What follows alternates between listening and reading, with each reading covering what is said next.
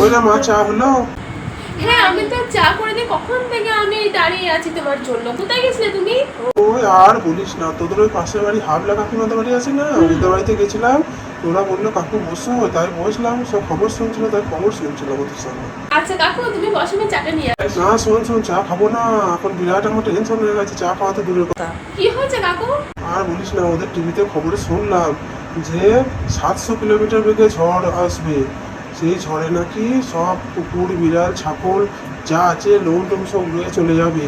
তো মানুষের ক্ষতি হবে না, কিছু হালকা হালকা হবে। আর যাদের ছাদ আছে তাদের ছাদ ফেটে উড়িয়ে নিয়ে চলে যাবে। আর অ্যাডভাস্টার টিন আছে তাদের কিছু হবে না। আর বললো কি না যে জাহাজে করে 4 বস্তা গম যাচ্ছিল, সে গমটা নাকি ডুবে গেছে মাঝখানে সাগরে, মানে সমুদ্রের আর কি। তা সেইখান থেকে নাকি ডুবুরি তুলে দিয়েছে, যে ডুবুরি দিয়ে 4 বস্তা গমকে তুলেছে, তুলে এখন সেটাকে বলছে যে ভারতে আসছিল, ভারতের লোক খেয়ে বলছে অসুস্থ হয়ে যাবে, তাই বলছে ওটাকে এখন বিদেশে পাচার করবে। হ্যাঁ, আর এই সে নয় যা হোক হলো মূলপক্ষ, কিন্তু ওই যে বলছে 700 কিলোমিটার হয়ে ঝোড়ো হওয়া বলছে, ওইটাই তো ভয় লাগছে বাবা। সব গুটিয়ে কাটিয়ে নিয়ে সব সাবধান থাকবে সব। তা এসব গুজব কে লটাই শুনি? ওই যে টিভিতে রটাচ্ছে।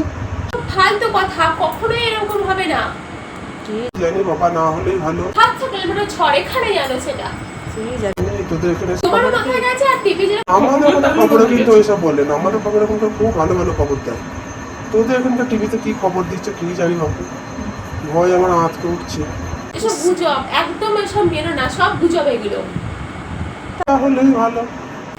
700 কিলোমিটার ঝড় যেন এখানে আসবে। বেশ, কথা ভালো, তাহলে একটু চা দিয়ে খাই। হ্যাঁ দাঁড়ান আমি নিয়ে আসছি চা। বেশ, চা তাহলে।